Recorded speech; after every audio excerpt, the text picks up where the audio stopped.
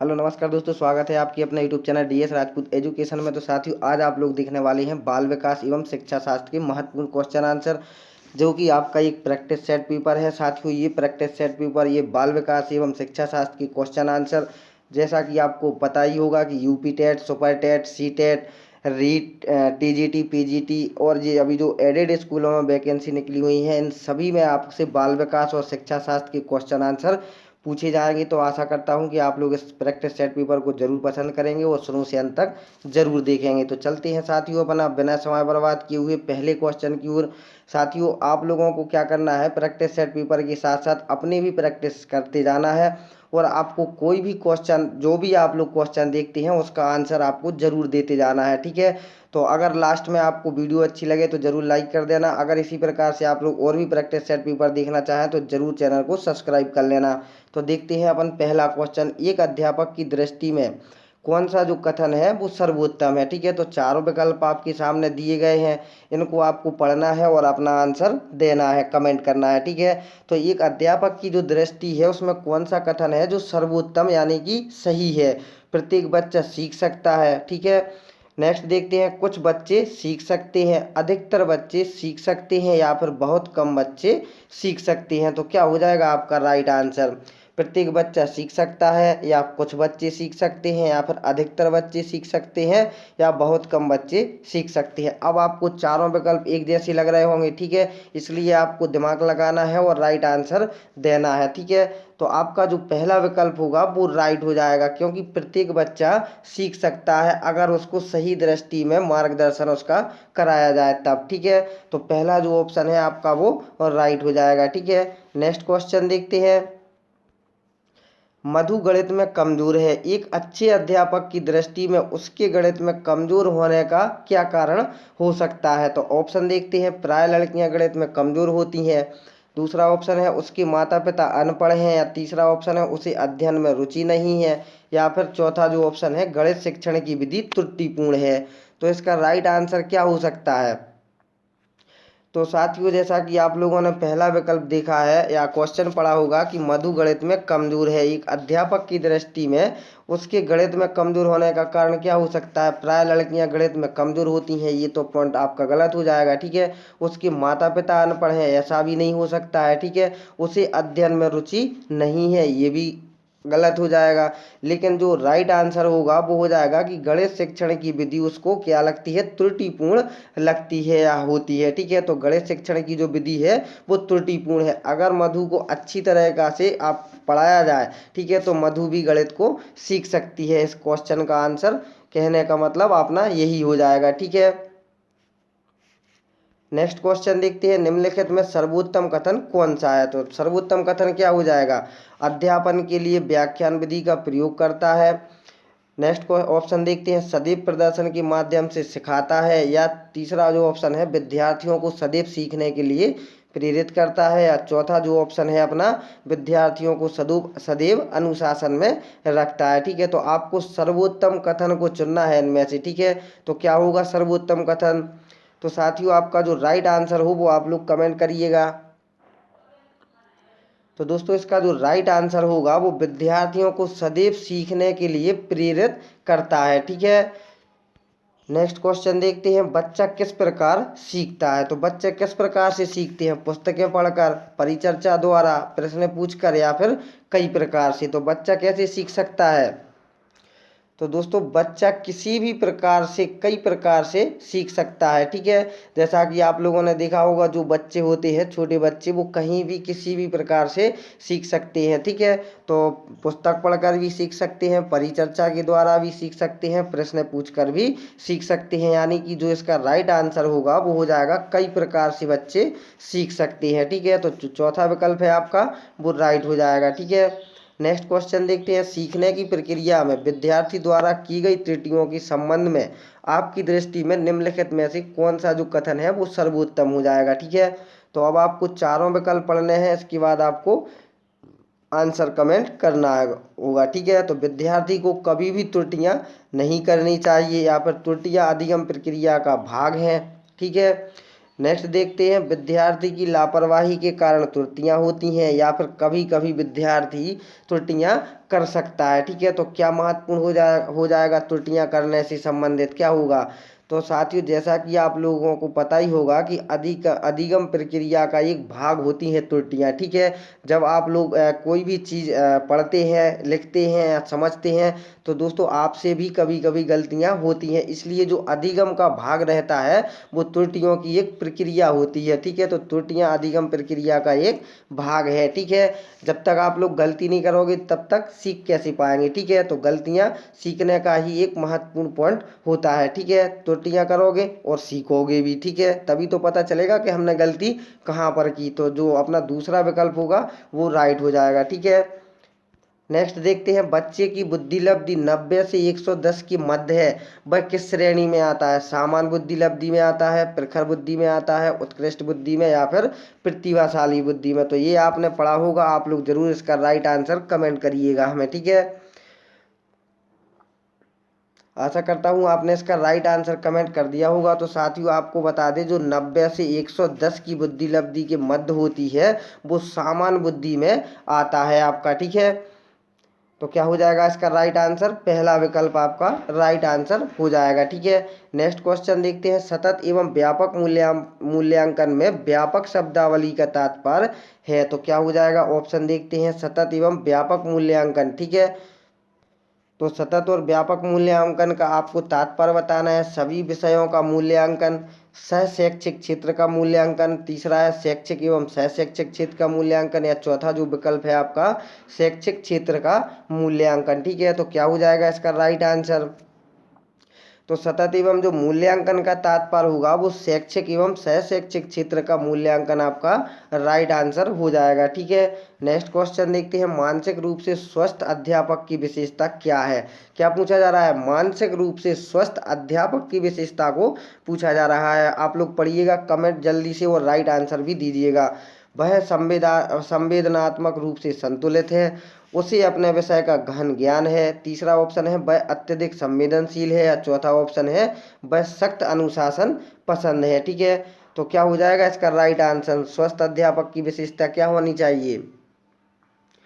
तो दोस्तों इसका जो राइट आंसर होगा, जो स्वस्थ अध्यापक की विशेषता होती है उससे अपने विषय का गहन ज्ञान होना चाहिए, तभी वो बच्चों को ज्ञान अर्जित करा सकता है। ठीक है, या उनको ज्ञानी बना सकता है। ठीक है, नेक्स्ट देखते हैं, शिक्षा का अति महत्वपूर्ण उद्देश्य है। तो शिक्षा का अति महत्वपूर्ण उद्देश्य क्या हो जाएगा, आजीविका कमाना, बच्चे का सर्वांगीण विकास करना, या फिर पढ़ना एवं लिखना सीखना, या चौथा ऑप्शन है बौद्धिक विकास करना उसका। ठीक है, तो क्या हो जाएगा इसका शिक्षा का महत्वपूर्ण उद्देश्य, जल्दी से कमेंट करिएगा दोस्तों, इसका राइट आंसर क्या हो जाएगा। तो आशा करता हूँ आपने कमेंट कर दिया होगा। तो शिक्षा का जो अति और महत्वपूर्ण उद्देश्य होता है वो बच्चे का सर्वांगीण विकास करना होता है। ठीक है, अगर बच्चे का ज्ञान रहेगा, केवल ज्ञान होगा तो कुछ नहीं कर पाएगा। ठीक है, पढ़ना लिखना से भी संबंधित नहीं होगा, आजीविका से भी संबंधित नहीं होगा। शिक्षा का जो उद्देश्य होता है वो बच्चे का सर्वांगीण विकास करना होता है, ताकि उसको किसी भी क्षेत्र में किसी भी प्रकार की कोई समस्या उत्पन्न ना हो। ठीक है, इसीलिए बच्चे को शिक्षा का महत्वपूर्ण उद्देश्य माना जाता है। ठीक है, नेक्स्ट क्वेश्चन देखते हैं, यहाँ पर दिया हुआ है, राष्ट्रीय पाठ्यचर्या की रूपरेखा 2005 एनसीएफ 2005 के अनुसार गणित शिक्षण का मुख्य उद्देश्य है। तो गणित शिक्षण का आपको मुख्य उद्देश्य बताना है 2005। ठीक है, एनसीएफ के द्वारा जो उद्देश्य था वो क्या था, बच्चों को अंकगणित का ज्ञान देना, दूसरा ऑप्शन है बच्चों में गणित के प्रति रुचि पैदा करना, या तीसरा ऑप्शन है बच्चों में तार्किक चिंतन तथा समस्या समाधान योग्यता का विकास करना, या चौथा ऑप्शन है बच्चों का संवेगात्मक विकास करना। तो क्या हो जाएगा इसका राइट आंसर। तो दोस्तों इसका जो राइट आंसर होगा कि बच्चों में जो गणित का विकास करना होता है वो किस लिए होता है, बच्चों में तार्किक चिंतन जैसी समस्याएं या योग्यता का विकास करना होता है। ठीक है, इससे बच्चे ये सभी चीज़ें कर सकते हैं, तार्किक चिंतन भी, समस्या समाधान भी कर सकते हैं और अपनी योग्यता का विकास भी कर सकते हैं। ठीक है, तो ये आपका तीसरा जो विकल्प है वो राइट हो जाएगा। ठीक है, नेक्स्ट क्वेश्चन देखते हैं। शिवानी द्वारा पूछे गए एक प्रश्न का उत्तर शिक्षक तत्काल नहीं दे सकता है, शिक्षक की प्रतिक्रिया क्या होनी चाहिए? तो क्या होनी चाहिए उसकी प्रतिक्रिया? आप लोग ऑप्शन पढ़िएगा, राइट आंसर दीजिएगा। ठीक है, शिक्षक द्वारा शिवानी को चुप करा देना चाहिए, शिक्षक द्वारा शिवानी का ध्यान बटा देना चाहिए, या शिक्षक को कहना चाहिए मैं नहीं जानता हूँ, या शिक्षक द्वारा इस प्रश्न का सही उत्तर बाद में समझकर देना चाहिए। तो क्या हो जाएगा इसका राइट आंसर? तो दोस्तों, जैसा कि अगर कोई भी आपकी कक्षा में कोई भी विद्यार्थी आपसे कोई भी क्वेश्चन पूछता है, अगर आपको उसका आंसर नहीं आता है, तब आप लोग उसको ना तो चुप करा सकते हैं या ना ही उसका ध्यान बटा सकते हैं। ठीक है, ना ही शिक्षक मैं नहीं जानता हूँ ये भी नहीं बोल सकता है, लेकिन शिक्षक को क्या करना चाहिए? शिक्षक को उस प्रश्न का उत्तर ढूंढकर बाद में उस उत्तर को समझाना चाहिए। ठीक है, तो ये आपका चौथा जो विकल्प है वो आपका राइट ऑप्शन हो जाएगा। शिक्षक द्वारा इस प्रश्न का सही उत्तर बाद में समझकर देना चाहिए। ठीक है, तो क्या करना चाहिए? किसी भी प्रश्न का उत्तर देने के लिए अगर नहीं आता है तो वो बाद में समझकर उस प्रश्न का उत्तर उस बच्चे को बताना चाहिए। ठीक है, नेक्स्ट क्वेश्चन देखते हैं। बच्चे की जिज्ञासा शांत करनी चाहिए। तो बच्चे की जिज्ञासा कब शांत करनी चाहिए? जब शिक्षक फुर्सत में हो, जब विद्यार्थी फुर्सत में हो, या कुछ समय के पश्चात, या फिर चौथा जो ऑप्शन है तत्काल जब विद्यार्थी द्वारा जिज्ञासा व्यक्त की गई हो। तो साथियों, बहुत ही इम्पोर्टेंट सेट पेपर है आज का, आप लोग जरूर देखिएगा इसको शुरू से अंत तक। अगर आपको प्रैक्टिस सेट पेपर अच्छा लगे तो ज़रूर लाइक कर देना, और इसी प्रकार से आप लोग और भी प्रैक्टिस सेट पेपर देखना चाहते हैं तो ज़रूर चैनल को सब्सक्राइब कर लें दोस्तों।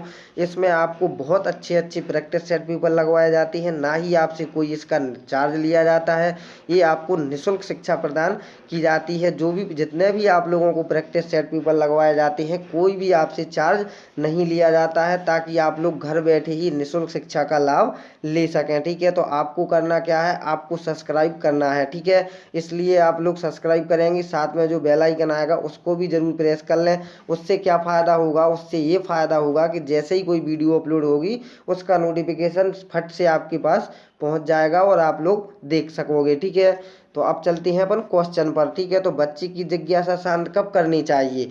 तो साथियों, बच्चे की जिज्ञासा तत्काल शांत करनी चाहिए। ठीक है, तो ये दिया हुआ है ऑप्शन आपका चौथा, तत्काल जब विद्यार्थी द्वारा जिज्ञासा व्यक्त की गई हो। ठीक है, नेक्स्ट क्वेश्चन देखते हैं। पुरस्कार एवं दंड है, तो पुरस्कार और दंड क्या है? कैसी प्रेरक है? सकारात्मक प्रेरक, संभावित प्रेरक, कृत्रिम प्रेरक, या फिर अर्जित प्रेरक? तो क्या हो जाएगा इसका राइट आंसर? आप लोग जल्दी से इसका आंसर दीजिएगा। तो साथियों, जो पुरस्कार और दंड जो प्रेरक हैं वो संभावित प्रेरक आपके हो जाएंगे। ठीक है, तो पुरस्कार और दंड कैसे हैं? संभावित प्रेरक हैं। ठीक है, तो जो दूसरा ऑप्शन है आपका वो राइट हो जाएगा। ठीक है, नेक्स्ट क्वेश्चन देखते हैं। तो नेक्स्ट क्वेश्चन में क्या पूछा जा रहा है? बाल मनोविज्ञान के आधार पर कौन सा कथन सर्वोत्तम है? क्या पूछा गया है? बाल मनोविज्ञान के आधार पर कौन सा जो कथन है वो सही है? सारे बच्चे एक जैसे होते हैं, प्रत्येक बच्चा विशिष्ट होता है, कुछ बच्चे विशिष्ट होते हैं, या फिर चौथा जो ऑप्शन है कुछ बच्चे एक जैसे होते हैं? तो क्या होगा इसका आंसर? आप लोग कमेंट करिए जल्दी से। ठीक है, आपको इसका आंसर मालूम है? सॉरी, तो साथियों, आपने इसका आंसर कमेंट कर दिया होगा। तो जैसा कि आपको पता है सारे बच्चे एक जैसे होते हैं, नहीं होते हैं। ठीक है, प्रत्येक बच्चा विशिष्ट होता है, ये सही है। ठीक है, कुछ बच्चे विशिष्ट होते हैं, ये भी गलत हो जाएगा। कुछ बच्चे एक जैसे होते हैं, ये भी आपका गलत हो जाएगा। ठीक है, तो बाल मनोविज्ञान के आधार पर अपन को सिलेक्ट करना है इसका ऑप्शन। ठीक है, तो प्रत्येक बच्चा जो है वो क्या होता है? विशिष्ट होता है, इसलिए अपना जो दूसरा विकल्प होगा वो राइट हो जाएगा। ठीक है, नेक्स्ट क्वेश्चन देखते हैं। यहाँ पर दिया हुआ है, आप अनपढ़ माता पिता के बच्चे को अंग्रेजी सिखाना चाहती हैं, तो आप लोगों को क्या करना होगा? आप बच्चे से अंग्रेजी में बात करेंगे, या आप बच्चे को अंग्रेजी में बोलने के लिए बाध्य करेंगे, या फिर आप बच्चे को मातृभाषा में बोलने से रोकेंगे, या फिर आप उसे मातृभाषा की सहायता से अंग्रेजी सिखाने का प्रयास करेंगे? तो क्या हो जाएगा इसका राइट आंसर? अनपढ़ माता पिता के बच्चे को अंग्रेजी कैसे सिखा सकते हैं? जल्दी से कमेंट करिएगा आप लोग इसका राइट आंसर। तो साथियों इसका जो राइट आंसर होगा कि आप उस बच्चे को उसकी मातृभाषा की सहायता से उसको क्या करेंगे, अंग्रेजी सिखाने का प्रयास करेंगे, तभी वो बच्चा इंग्लिश या अंग्रेजी सीख पाएगा। ठीक है, तो जो चौथा विकल्प होगा वो आपका राइट हो जाएगा। ठीक है, नेक्स्ट देखते हैं क्वेश्चन, डाल्टन शिक्षण विधि का विकास किसने किया था? तो फ्रोवेल ने, W.H. किलपैट्रिक ने, या मिस हेलेन पार्कहर्स्ट ने, या फिर चौथा जो ऑप्शन है डाल्टन ने। तो क्या हो जाएगा इसका राइट आंसर? डाल्टन शिक्षण विधि का विकास किसने किया था?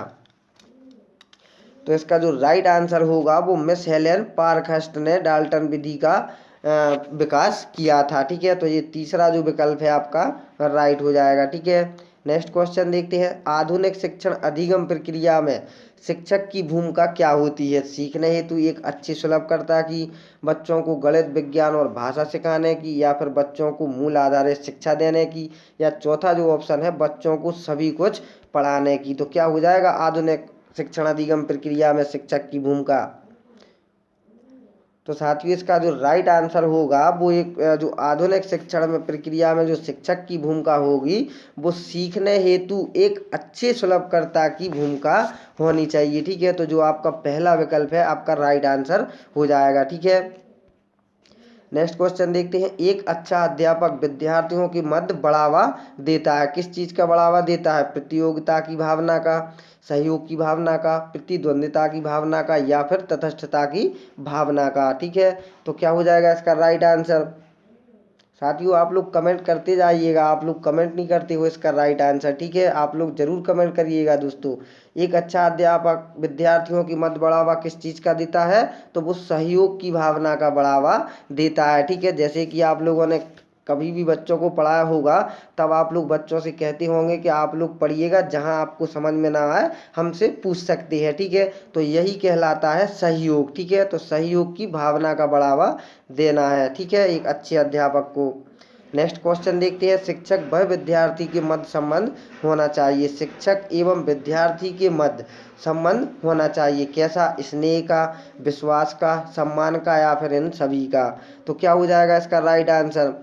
तो साथियों शिक्षक और विद्यार्थी के मध्य जो संबंध होना चाहिए वो स्नेह का होना चाहिए, विश्वास का होना चाहिए, सम्मान का होना चाहिए, यानी कि जो राइट आंसर होगा वो चौथा विकल्प इन सभी का सम्मान होना चाहिए। ठीक है, संबंध होना चाहिए। नेक्स्ट क्वेश्चन देखते हैं, बच्चों में नैतिकता की स्थापना के लिए सर्वोत्तम मार्ग क्या है? तो बच्चों में जो नैतिकता की स्थापना के लिए सर्वोत्तम आपको उपाय बताना है। उन्हें धार्मिक पुस्तकें पढ़ाना चाहिए, या फिर शिक्षक का आदर्श रूप में व्यवहार करना चाहिए, या फिर उनका मूल शिक्षा पर मूल्यांकन करना, या उन्हें प्रातःकालीन सभा में उपदेश देना। तो क्या हो जाएगा इसका राइट आंसर? बच्चों में नैतिकता की स्थापना के लिए सर्वोत्तम मार्ग क्या हो जाएगा?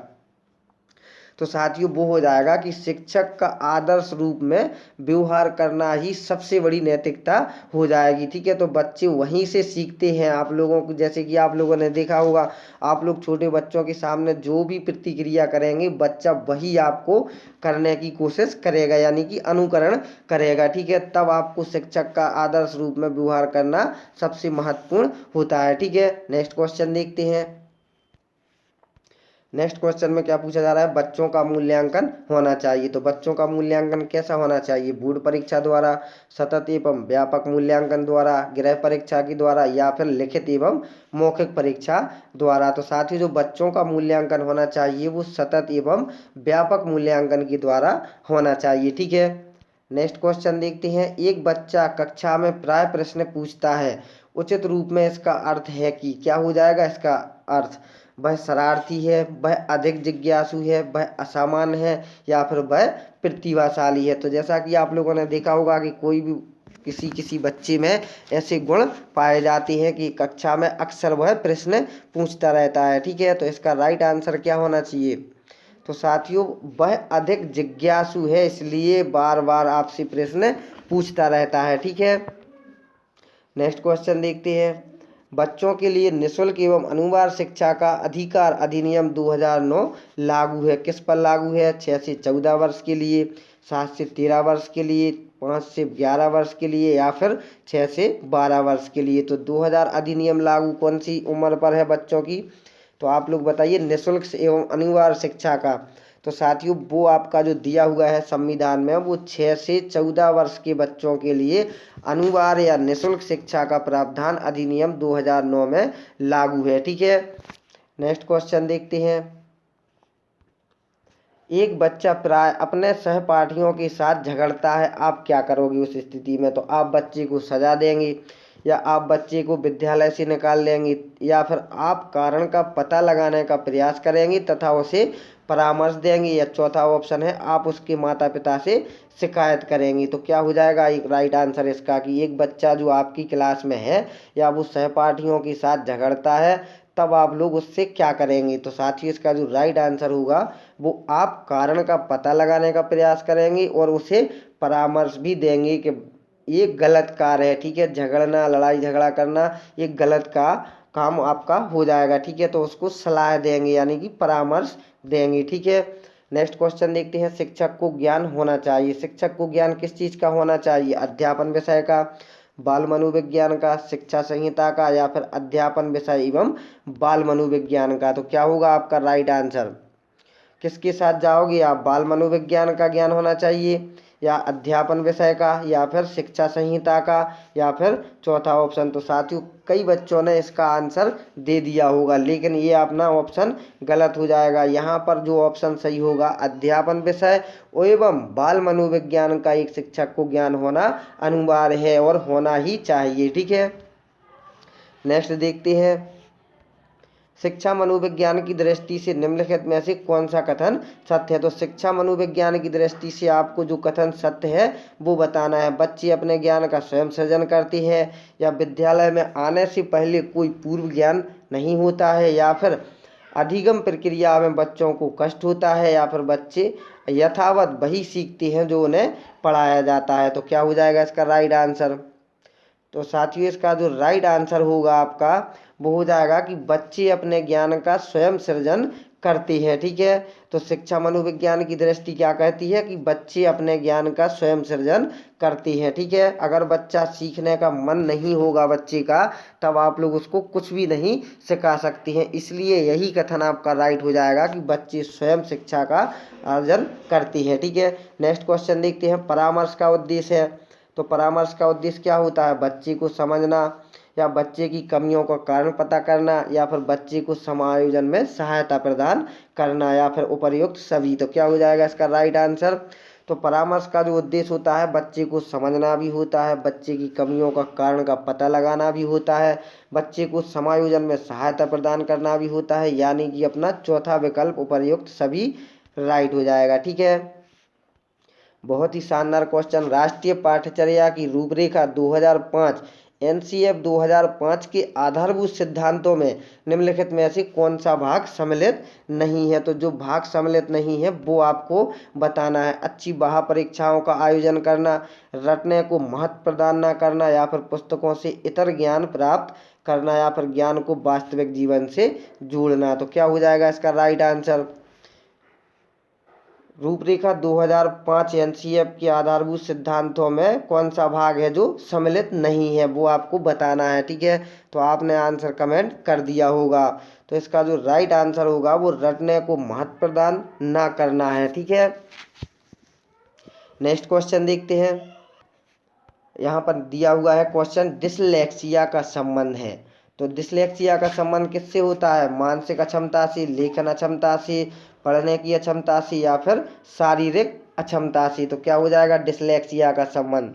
तो साथियों जो डिसलेक्सिया का संबंध जो होता है वो पढ़ने की अक्षमता से संबंधित होता है। ठीक है, जैसा कि एम को एन पढ़ लिया या डब्ल्यू पढ़ लिया। ठीक है, इसी को कहते हैं पढ़ने की अक्षमता। ठीक है, इसको क्या कहती है? डिसलेक्सिया। ठीक है, नेक्स्ट क्वेश्चन और आज का लास्ट क्वेश्चन देखते हैं। निम्नलिखित में से कौन सा कथन सत्य है? तो जो कथन सत्य है आपको उसका राइट आंसर देना है। ठीक है, तो लड़के अधिक बुद्धिमान होते हैं, लड़कियां अधिक बुद्धिमान होती हैं, या फिर बुद्धि का लिंग के साथ संबंध नहीं है, या फिर सामान्यतः लड़के लड़कियों से अधिक बुद्धिमान होते हैं। तो आपको सत्य कथन बताना है। ठीक है, तो दोस्तों इसका जो राइट आंसर होगा वो हो जाएगा आपका, ना तो लड़के बुद्धिमान होते हैं, ना ही लड़कियां अधिक बुद्धिमान होती हैं।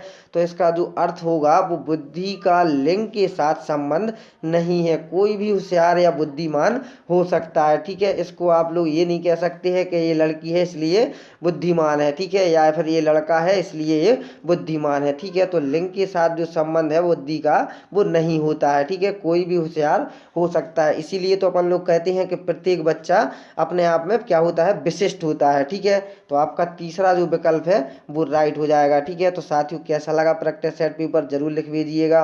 आशा करता हूँ आपने पूरा प्रैक्टिस सेट पेपर हमारे साथ साथ किया होगा और आपके 30 में 30 नंबर बने होंगे, किसी के 25, किसी के 30, किसी के 27, ठीक है।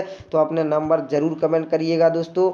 जो भी भाई बहन हमारे साथ जुड़े हुए हैं उनको मैं फिर बताना चाहता हूँ कि साथियों जब भी आपका प्रैक्टिस सेट यानी कि आप तक लगाते रहोगे जब तक आपका पेपर होगा, ठीक है। तो जैसा कि आपको पता ही होगा कि जब आपका पेपर होगा, यूपी टेट हो, सुपर टेट हो, टीजीटी हो, पीजीटी हो, जो एडेड स्कूल में वैकेंसी निकली है उनका भी हो, ठीक है। तो जब तक आप लोग इतने क्वेश्चन आंसर कर लोगे कि आपको वहाँ कोई भी क्वेश्चन मिलेगा, आपको यहाँ पर पड़ा हुआ वो क्वेश्चन मिलेगा और उसका आप लोग राइट आंसर दे पाओगे, ठीक है। तो इसीलिए मैं आपसे बोलता हूँ कि चैनल को जरूर सब्सक्राइब करिएगा, साथ में जो बेल आइकन आएगा उसको भी जरूर प्रेस कर लीजिएगा ताकि आपको समय समय पर नोटिफिकेशन मिलता रहे और आप लोग उसको पढ़ते रहे, ठीक है। तो चलते हैं साथियों, मिलेंगे नेक्स्ट वीडियो में, जब तक के लिए जय हिंद जय भारत।